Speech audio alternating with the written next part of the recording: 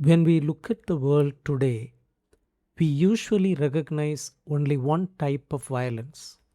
We think of violence as an event. It is fast, explosive, and dramatic. We see it on the news: buildings falling, bombs exploding, people dying in a sudden attack. This is the violence we are trying to notice. It is easy to film and it fits perfectly into a 24-hour news cycle. But there is another, much more dangerous kind of violence that shapes our world. This violence is slow, it happens gradually out of sight. Rob Nixon calls this slow violence. This is violence that destroys things little by little over long periods of time and across huge distances. It is not viewed as violence at all by most people. Examples include toxic chemicals slowly leaking into rivers, poisons building up in the food chain, climate change, the melting of polar ice, forests being cut down acre by acre, and the radioactive or chemical leftovers from a war that ended decades ago. These are slow motion disasters. They do not have a single moment we can point to and say, here the harm happened. The most important job for thinkers today is to rethink violence. We must see how slow violence separates the cause of a problem from its effects. The cause might be a factory dumping waste in 1985, but the effect might be children being born with cancer in 2025. Because so much time has passed, no one connects the two. The victims become invisible and forgotten. Arundhati Roy says modern globalization is like a spotlight. It shines brighter and brighter on a few rich people, while everyone else is left in a darkness so deep that once we get used to their absence, we can no longer see them at all. To understand slow violence, we must first understand how modern capitalism manages risk. The standard way of thinking is simple. Capitalism keeps its profits for itself and sends its risks, like pollution, somewhere else. For a long time, we thought about this only in terms of space. A rich country sends its toxic waste to a poor country. A factory in the global north pollutes a village in the global south. But slow violence shows us that this is also about time. Neoliberalism, which is the modern form of capitalism, does not just move risk across geography, it pushes risk far into the future. It dumps poisons into the land, water, and air that poor communities will rely on for generations to come. This creates what we can call enclosed time, a trap where harm of the past keeps hurting the future. Today, rich people live surrounded by technology that saves them time. They live in a state of continuous and partial attention, always looking at their phones, always rushing. In this hyper fast world, any violence that is slow and uneventful is ignored. If there is no explosion, we do not have time for it. A perfect example of this terrible logic comes from a 1991 memo by Lawrence Summers, who was then the chief economist of the World Bank. Summers argued very coldly that it made perfect economic sense to dump toxic waste into the poorest countries of Africa. He said Africa was underpolluted and that its air quality was inefficiently low compared to a polluted place like Los Angeles. He saw poor countries as empty, cheap places to dump things. Rich countries send their waste across space and push their risk into the future. Poor countries become sacrificial environments where waste is dumped out of sight. Over time, poisons build up in bodies and nature, leading to slow violence such as birth defects and cancer that appear years later. Summers' so called win win scenario relied on treating poor communities as worthless in three ways. First, they are ignored as political agents because they have no power. Second, their own environmental histories were ignored because they have no voice. Third, and most importantly, they were ignored as long term victims of slow violence. The plan counted on the perfect that by the time the poisons turned into cancer and dead soil, no one would remember the original crime. The corporate ledger books would be safe. Slow violence also shows us that the word post is often a lie. We hear words like post industrial, post Cold War, and post conflict all the time. These words suggest a clean break. They suggest that a war ended, a factory closed, and now everything is fine. They put a neat label on the calendar. Faulkner once wrote, "The past is never dead, it is not even past." This is literally true when it comes to slow violence. In these landscapes, time spills over. The damage from the past never ends. If the past of pollution is never past, then the post era never truly begins. Industrial chemicals, microplastics, and heavy metals live on inside our ecosystems and inside our own bodies. Our bodies are out of sync with the calendar. A peace treaty signed in 1995 does nothing to remove the lead in the child's blood. Think about so called post conflict societies. Leaders have parades and dedicate monuments to mark the end of war, but the violence continues by other means: landmines left in the ground, cluster bombs hidden in fields, and chemical residues like Agent Orange keep killing civilians for decades after the bombers have gone home. In the traditional war model, there is a declaration of war, then active fighting, then a peace treaty, and then a post conflict era with a clean break.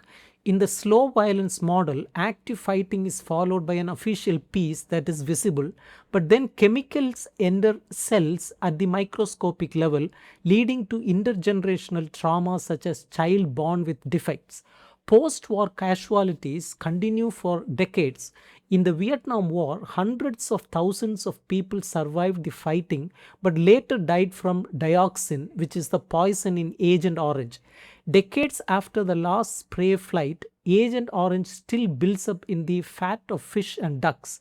Villages eat those animals and the poison enters their blood and even their genes. To call Vietnam a post war country while children are still being born with severe birth defects from wartime chemicals is to erase history. The battlefield has not vanished, it has moved into the human body. To really understand slow violence, we should compare it to an older idea called structural violence, developed by John Galtung. Structural violence was a brilliant idea. It said that violence is not just someone with a gun, it can be built into systems. Poverty, racism, and unequal access to food and medicine are forms of violence. They kill people slowly without anyone pulling a trigger. But structural violence had a limit. Galtung described it as silent and static. He called it the tranquil waters. It sounded like a fixed background. Slow violence is about movement and time. It is not static. It is attritional, meaning it wears down. It is incremental, happening little by little, and accretive, building upon over time. It is always changing, drifting, and shifting. Structural violence is static and fixed, like a permanent wall. Its nature of time is synchronic, meaning cause and effect exist in the present. Its main threat is systemic deprivation such as poverty and racism. Slow violence, on the other hand, is dynamic and gradual, like slow erosion. Its nature of time is diachronic, meaning cause and effect are separated by generations. Its main threat is that it acts as a threat multiplier, where environmental damage makes conflicts explode later. By focusing on time, slow violence helps us see how environmental destruction pretends to be natural or inevitable. In fact, it is history operating in slow motion. Time is not a neutral background, it is an active weapon used by corporations and governments to wear down the resistance of poor communities. The long gap between a slow hazard and its effects creates a huge problem for knowledge. By the time people get sick, the memory of the original pollution has faded. The victims die untallied and unremembered. This gap becomes a battlefield in courts and politics. Because chemicals and radiation are invisible, proving what caused a disease requires long-term expensive scientific studies. But under capitalism, poor communities are abandoned to bad science or no science at all. They cannot afford a 30-year study to prove that their rare cancers come from an old mining operation. They have no money to fight back. So corporations and governments use a clever strategy. They do not need to prove that their pollution is safe. They only need to manufacture doubt. They argue that a community's health problems come from bad lifestyle, genetics, or unknown cases. They confuse the issue. We saw this with the tobacco industry for decades. We saw it with the makers of Agent Orange. We see it today with oil companies trying to stop climate action. As a result, the threats of industrial civilization become a kind of shadow kingdom. We are forced to look at our everyday environment with double vision.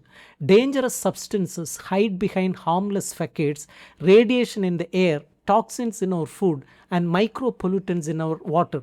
The environment that should sustain us becomes an untraceable weapon. Who suffers the most from this invisible warfare? The answer is clear: the global poor. Their economic poverty is made worse by the invisibility of the pollution that surrounds them. This creates double vulnerability. Disposable ecosystems meet disposable people. Turbo-capitalism strips assets. Treating both ecosystems and pollutions are things that can be thrown away. But poor communities do not just suffer, they fight back. This fight is called the environmentalism of the poor. It is very different from mainstream environmentalism in rich countries. Rich country environmentalism often focuses on saving cute animals, protecting wilderness, and keeping cities clean from middle class people. Environmentalism of the poor is about survival. It is about distributive justice, which means the fair sharing of resources. It is led by what scholars call ecosystem people, which are communities who depend directly on their local environment for food, water, shelter, and fuel. For them, pollution is not an abstract issue, it is a direct attack on life itself. A great example is Wangari Maathai's Green Belt movement in Kenya. Under a dictator named Daniel Arap Moi, Maathai and a group of rural women started planting trees. For them, soil erosion was a form of slow violence. It destroyed their ability to get firewood and clean water. By planting millions of trees, they did more than fix the land. They created a new idea of national security. They challenged the military government. They said you cannot have real security when the very ground that women walk on is being destroyed. Finally, we come to the hardest problem. How do we tell stories about slow violence? We live in a world of images, news alerts, short attention spans. How do you make a disaster that takes 30 years into a gripping story? How do you picture a chemical that has no color, no smell, and no face? Art, literature, and media are not optional extras in this fight. They are the main battlefields. Writers and activists have to find ways to make the invisible visible. They must connect huge global forces such as trade deals and structural adjustment programs to tiny microscopic changes in a child's cells. There are several strategies that writers and activists use. The first is the environmental picaresque, which is a story where a poor traveler moves through a broken, toxic landscape. This helps map how environmental crimes in different places are connected to each other. The second strategy is testimonial memoir, which blends personal life stories with the oral histories of a whole community. This fights against what is called the uneven development of official memory, meaning that governments remember only what suits them. The third strategy is rhetorical renaming, which means refusing to use corporate lies. For example, Rachel Carson renamed insecticides as biocides, which means life killers. This strips away the clean language of the chemical industry. The fourth strategy is documentary forensics, which means using leaked documents, cell phone videos, and digital archives to trace where corporate waste went. This turns invisible global flows back into visible crimes.